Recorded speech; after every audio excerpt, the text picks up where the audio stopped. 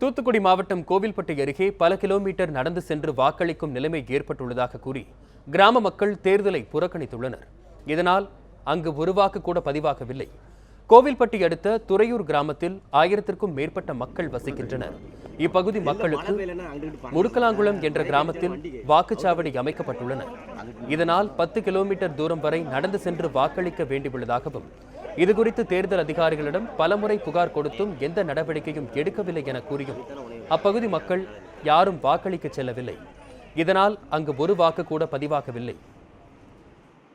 எங்கள் ஊர் துறையூர் கிராமத்தோட ஓட்டு முடுக்கலாங்குளம் பஞ்சாயத்தில் 98 ஓட்டு போய் மாறி இருக்கு. நாங்கள் அந்த ஓட்டை மாற்ற சொல்லி பல முறை அதிகாரிகள்கிட்ட மனு கொடுத்துருக்கோம். மனு கொடுத்து இது வரைக்கும் மாற்றி தரேன்னு சொன்ன அதிகாரிகள் மாற்றலை. இப்போ வரைக்கும் சேர்க்குற புது ஓட்டு கூட அந்த முடுக்கலாங்குளம் பஞ்சாயத்தில் தான் சேருது.